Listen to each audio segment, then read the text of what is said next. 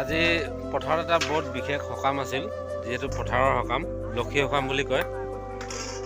সকামটো আমি কৰিলোঁ আৰু আপোনালোকে চাব দৰ্শক কিমান। মই আপোনালোকক দেখাই আছোঁ, এইফালে চাওক। এইবোৰে হ'ল আমাৰ বংশ পৰিয়াল, যিহেতু আমি হ'লোঁ মিৰি, তেখেতসকল হ'ল আদিবাসী। আৰু আমি সদায় মিৰি আদিবাসী কোনো জাতি বিচাৰ নাই, আমি সদায় সকলোৱে মিলিজুলি থাকোঁ। আজি আমি পথাৰত লক্ষী সকাম এটা কৰিলোঁ আৰু এই সকাম ভাগত তেখেতসকলেও আমাক সহায় সহযোগ কৰিলে আৰু বহুত আমি আনন্দ পালোঁ। আৰু লগতে আমি একেলগে এসাঁজ খালোঁ পথাৰত। আৰু আপোনালোকে সকলোৱে জানে পথাৰত ভাত খাবলৈ এটা কিমান এটা ভাল লাগে, যিকোনো আপোনালোকে শাক চব্জি লৈ আহক, তেনেধৰণৰ কথা আজি বহুত ভাল লাগিল। আজি পালোঁ আমাৰ এতিয়া সমান সমনীয়া আছে, মিতা মিতিনী লগতে ভনী, আৰু এইজন হৈছে মোৰ মিতা। আমি বাচ্ছা কালৰ পৰা মই তেখেতক দেখি আহিছোঁ আৰু তেখেতক দেখি আহিছে।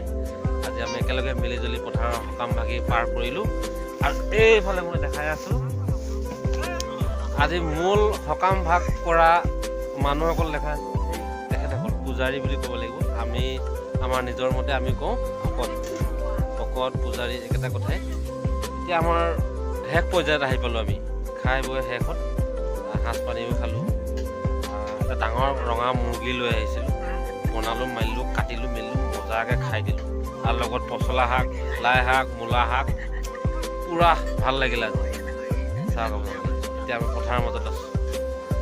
আৰু এই পথাৰখনৰ নাম হৈছে আমাৰ কুমাৰণী পথাৰ, বিৰাট ডাঙৰ পথাৰ। ধন্যবাদ। আৰু লগতে আপোনালোকৰ অলপ হাই হেল্ল' কৈ দিয়ক।